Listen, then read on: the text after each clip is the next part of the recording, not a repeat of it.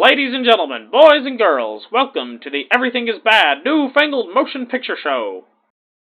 Welcome one and all to another episode of the Everything is Bad New Fangled Motion Picture Show. I'm your host, Niall. And I'm Nolan. And today we're going to be reviewing Ridley Scott's most recent 2.5 hour long movie, because they're all like at least that long. House of Gucci. Yep. Decidedly more successful movie than his last movie. The Last Duel. Last Duel. Yeah. It's too bad because that was a good movie too. We would have reviewed this earlier, but life kind of got in the way. Well, it was Thanksgiving week. You know how it is. Yeah, just all kinds of stuff, and then busy for the following week. Anyway, so before we get into it, we are going to do a spoiler-free review. And then we'll give you a spoiler warning, and we'll go more in depth into it after that. And if all you care about is the spoiler part, because you're a weirdo, Nolan's going to mark that on the timeline. What's it called? What does YouTube call that? Timestamps. Timestamp? I don't know. That's what I've always known it as. Well, sure, but is that what YouTube calls it? That when you add it in? Yeah, I don't know. Anyway, there'll be a mark. What YouTube calls it. There'll be a mark down on the timeline if you just want to skip to the spoiler part because you're a weirdo like that. So. Anyway, without further ado. So, this was a movie that when I first found out about it, I saw a poster at the movie theater. I saw the cast, and I saw it was a Ridley Scott movie, and I was like, I don't give a shit what this movie's about, I'm gonna go see it. Because, this cast is stacked for this movie. And, yeah, they're all great, too. Yeah. I mean, I wouldn't expect anything less from all these people. And screw you if you mock Jared Leto. I think he's a good actor. He's a weirdo in real life, but he's a good actor. Oh yeah, and totally. I know people bash him just because he is a weirdo. And also, he was a musician. I'm like, okay. Yeah. I mean, So was Mark Wahlberg. Yeah. And David Bowie. Yeah. So and yeah, but we've got. I'll see just about anything with Adam Driver in it, and then this we also had Jeremy Irons, and Al Pacino, Lady Gaga. So I don't know if I'd ever seen Lady Gaga in a movie before. I know she's been in movies. I don't think I'd seen. Yeah. Anything she had been in. The only thing that I could immediately tell. Oh yeah, she was in Machete Kills. She was one of the assassin that kept changing his appearance. Oh, okay. She was one of the. So she was only in there briefly, right? And apparently she was in Sin City, A Dame to Kill For. Okay. Did you ever see that? I don't think I saw it. Did I see that? I think so. That's the second one, right? Yeah. I don't know if I saw that. I think I saw it. Maybe but I didn't. Like the only thing that I could have told you. Oh yeah, she had a cameo in Muppets Most Wanted. The only thing I could have with Bradley Cooper. Right? Yeah. I was gonna say Star is Born. That was the only thing I could have immediately just told you that she was in. Yeah. But she was really good in this. Yeah, no, she was good. Yeah, just looking at her credits, she has very few credits that aren't her own music videos. And then she's in, looks like most of a season or half a season of American Horror Story, I think. So, but she was great, and I saw an interview with Adam Driver and Jared Leto talking about working with her on this movie, and they were just talking about how easy she was to work with and was very professional and stuff. I saw where she talked about she loved working with Ridley Scott, saying he was a great director to work with. Yeah. Isn't he kind of a demanding director? Yes. I remember an interview with Harrison Ford talking about working with him, and he didn't really like working with Ridley Scott because Ridley Scott didn't give him enough direction. And Ridley Scott's response was like, I thought he was such a good actor, he didn't need direction. Whereas Harrison Ford wanted more direction, but Ridley Scott's like, he doesn't need it. Why should I bother? Yeah. So anyway, this was a great drama. Like, if you like drama movies, absolutely go see this movie. It was fantastic from that aspect.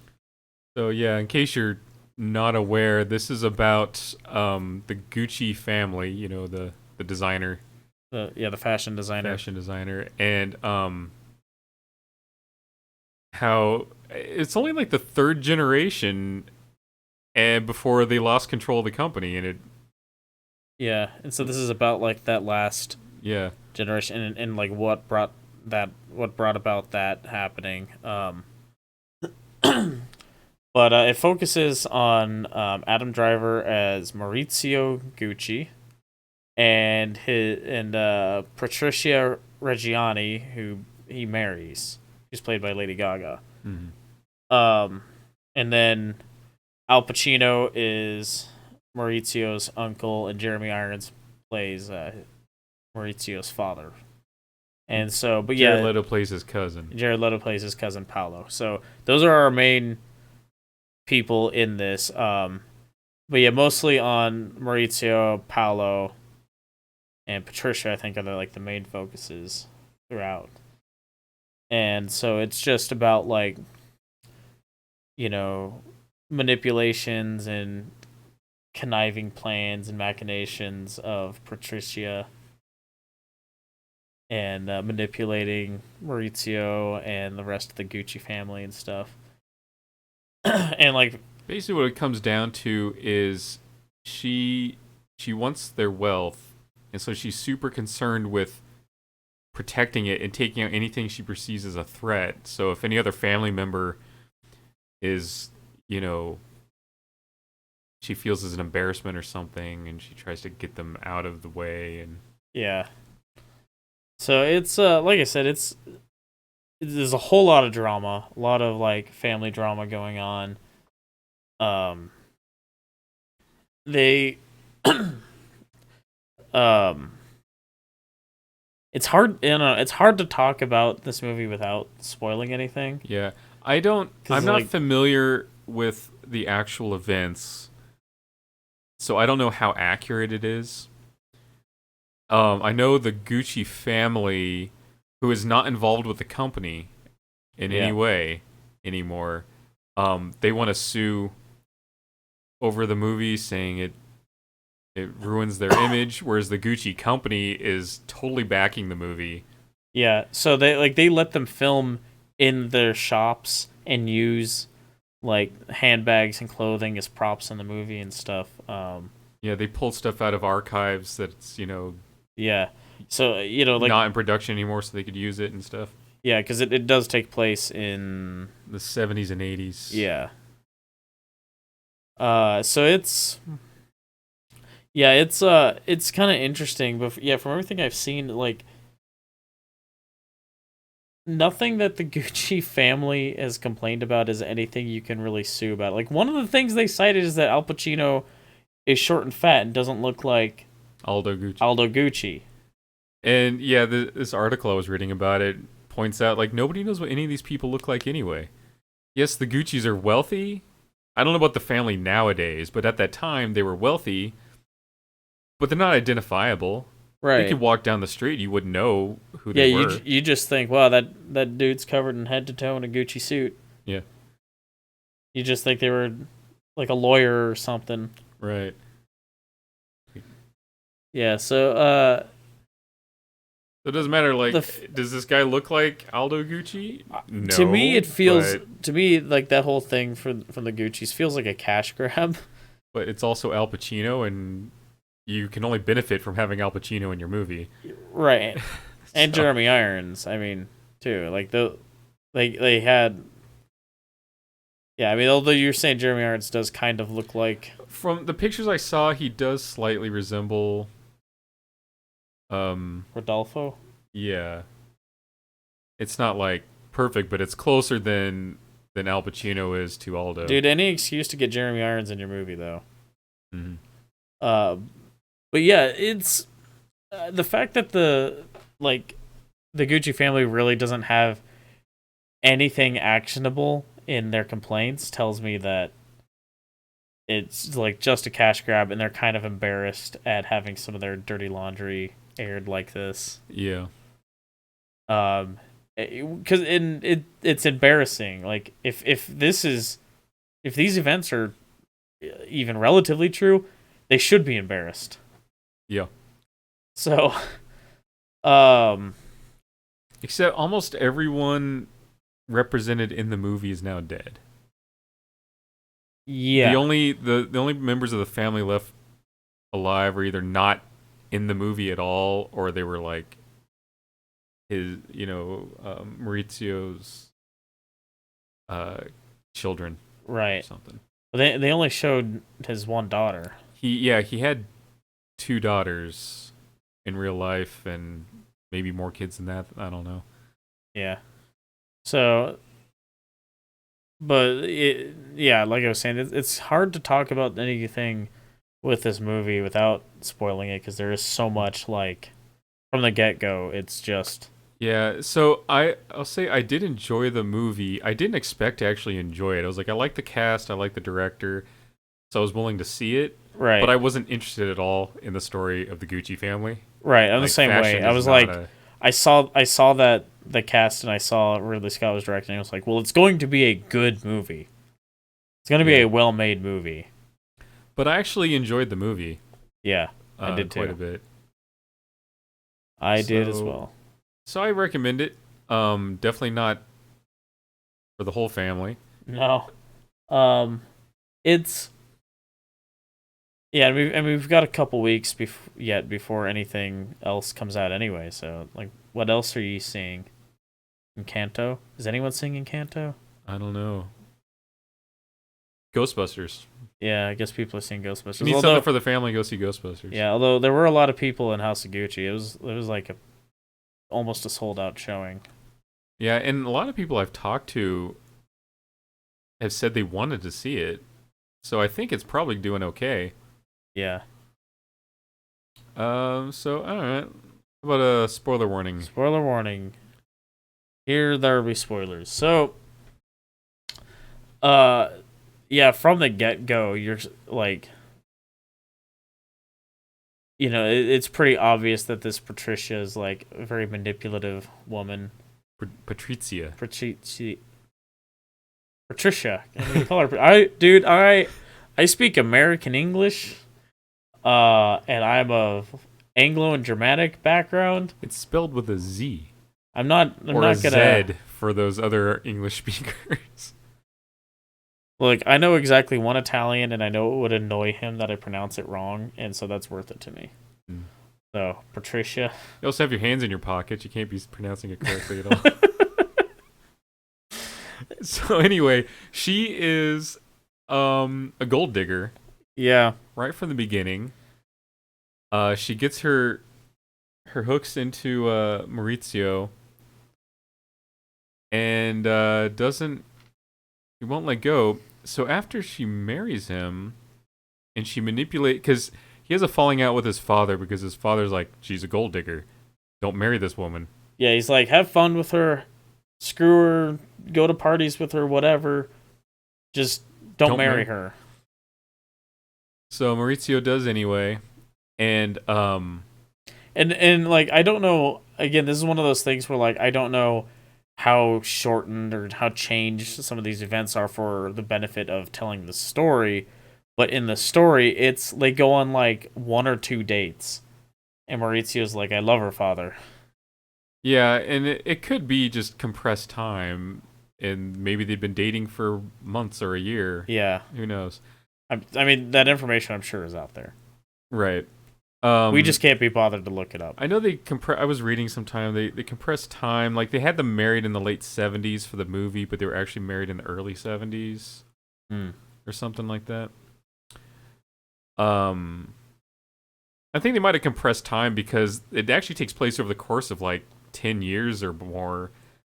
Right? Well, yeah, but they don't age in that time. Right. You know? It goes from them not being married to their daughter is like 10 years old almost. Yeah, like the only end of character that seems to age is the kid.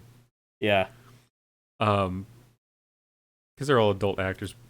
Anyway, so she manipulates so they reconcile, and then she can start. And she manipulates his uncle, who runs their their American. Well, he runs all the foreign. Yeah, he runs all the foreign. He runs all like yeah. the business for expanding into new markets.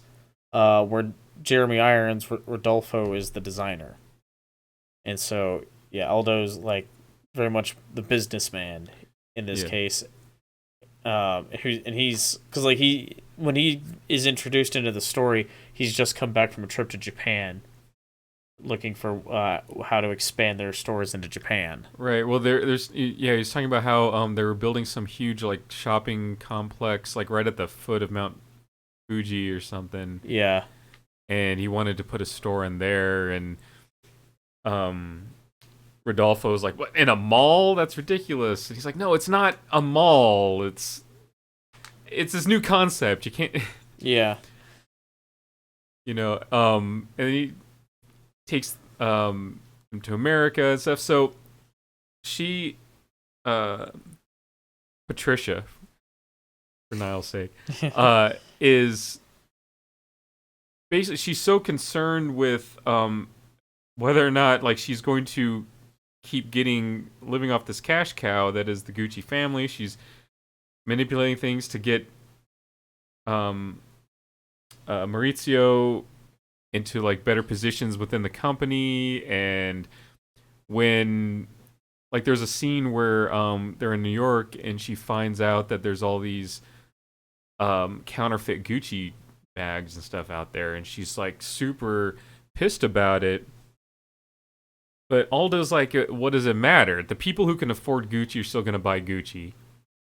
Yeah. And, so it's not actually cutting into our sales. And she's like, but they're junk. People think they're junk. And he's like, the people buying these are never going to see a real Gucci bag.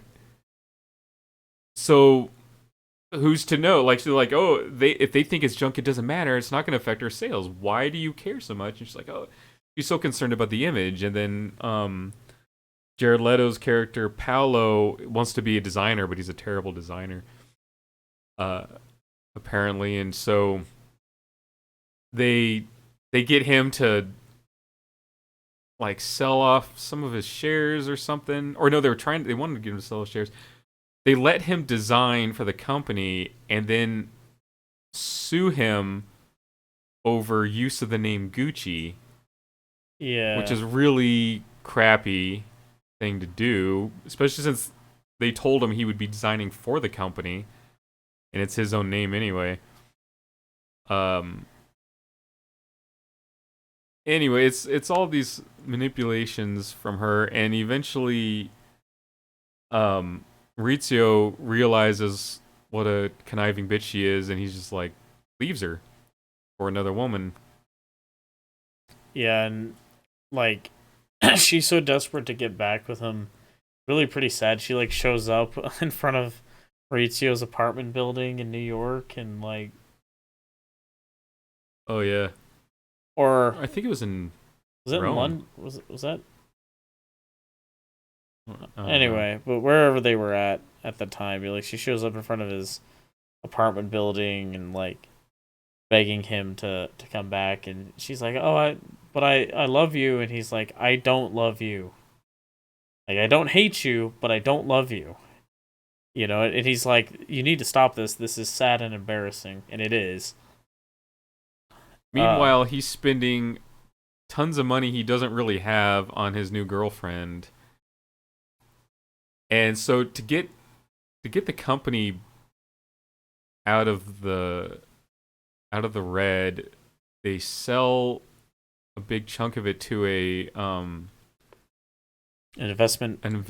Iraqi investment company, right? Like they buy up portions of companies and help get them back going, and it's actually successful. But they're trying to force a buyout from his name again, Maurizio, because he's spending their money. Yeah, like none of the stuff he's buying is his own money. It's all expense to the company. Right, but it's crazy stuff. It's like Lamborghinis and houses and artwork, and just to impress his new girlfriend. And meanwhile, Patrizia hires a hitman to kill him. Yep. And this is true. This happened.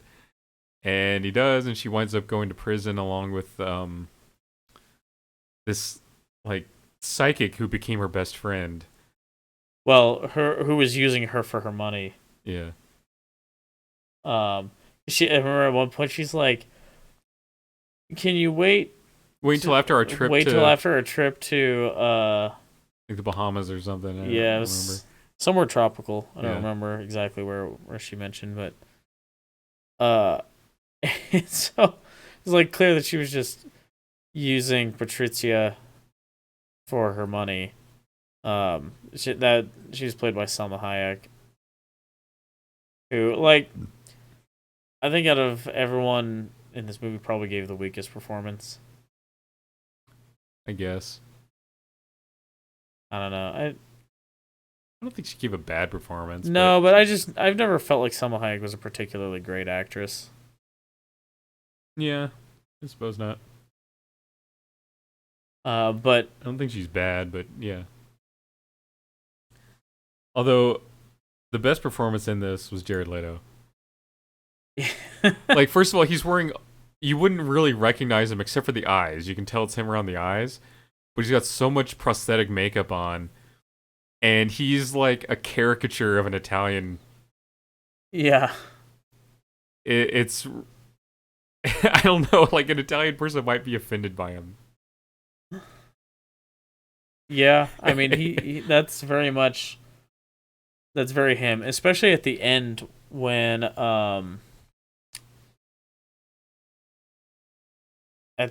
he's wearing like that tracksuit and stuff. Like, yeah. oh it's man, like this turquoise and pink very tracksuit. very 80s, Very just, 80s, yeah. But so yeah, and oh, this is an enjoyable movie. Yeah, and I'm with Nolan on this one. Like, I was not expecting to like it very much. I mean, not that I was expecting to dislike it. I was certain it was going to be a well-made movie. But yeah, I was just like, it was a topic that I just didn't really. I was like, eh. But yeah, no, it was good. Good drama. All right, so what's coming up? Up next is Spider-Man.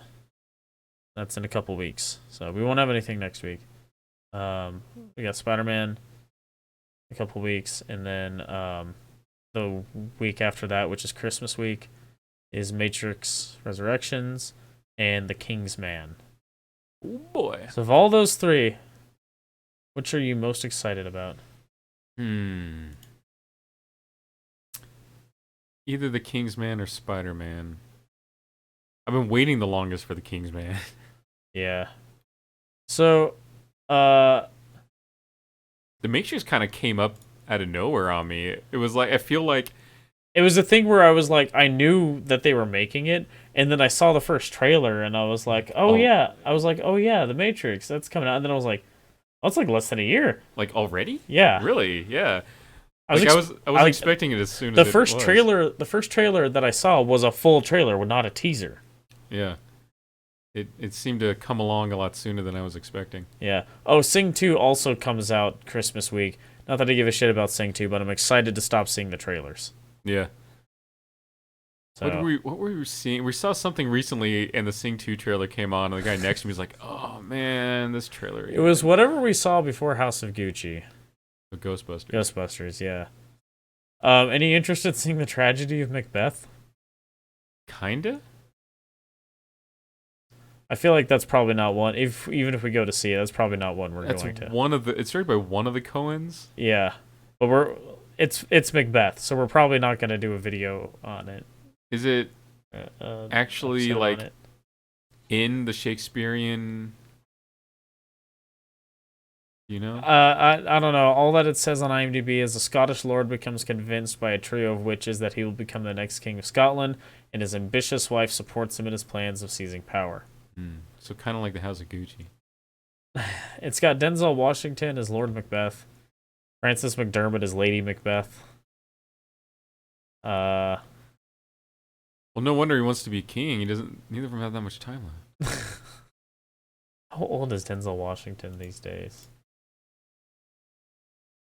Oh, a year older than he was a year ago. Ooh, he was born in 54. December 28th, 1954. Oh, it's almost his birthday. Yeah. Almost his, would that be 67th? 77th. 77th? 67th. 54? 67th birthday. Yeah. Almost his 67th birthday. So, I actually thought he was older than that. yeah, he has a lot of gray hair. Yeah. So, but yeah, if we go to see the Scottish play here, we're probably not going to do a video on it unless it's something wacky and weird, like that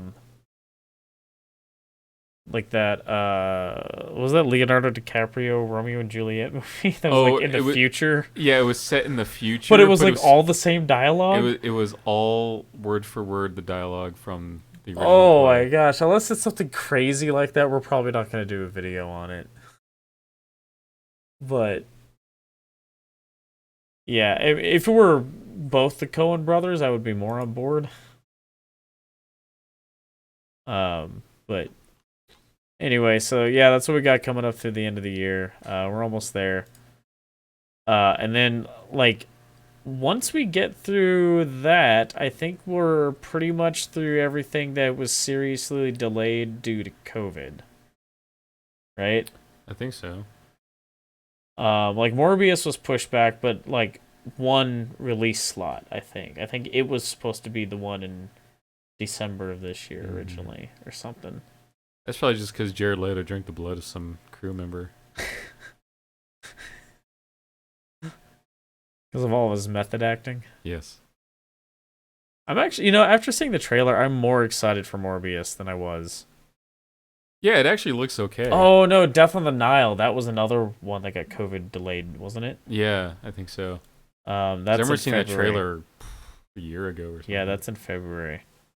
Oh, there was a trailer that came out today for an upcoming Guy Ritchie movie. So whenever that comes out, we're gonna go see that because it's Guy Ritchie. Yeah. Starring Jason Statham. I know, shocking. Yeah. So, anyway, so if any of that sounds of interest to you, come back, check that out. Subscribe, whatever you got to do. And check out our other reviews. Like Nolan was saying, Ghostbusters was our last review. Not going to tell you our opinion on that. Go listen to that. Things are finally back in full swing. It seems like, as far as movies goes, things are sort of back to normal in like post-COVID reopening. So go see movies. I know more and more people are streaming this stuff. I've been seeing more and more trailers that say only in theaters. Because they're trying to pull back from the streaming. Yes, except Warner Brothers reneged on that for Matrix. Did they? I think I saw something. I'm pretty sure I saw something the other day that said the Matrix was also going to be on HBO. I think you have to pay an additional fee or something, but that it was also going to be streaming on HBO. Was Dune on streaming? I don't know. Because that's a movie that definitely should be seen in theaters. And Matrix is going to be the same way. Yeah. I don't know. I would love it if they would release the other Matrix movies in theaters ahead of Resurrections. Because I was too young to see the first one when that came out. Because that movie's a hard R. And I was like 8. Yeah. When that movie came out? Yeah, I only saw the second 2 in theaters. I didn't see the first one in theater. So I would love it if they would. I mean, it could be. We could check. There might be like a Fathom special showing or something. Anyway, let's wrap this up. Yep. So check out that other stuff. Check out our upcoming stuff. And until next time, thanks for listening. Bye. Toodles.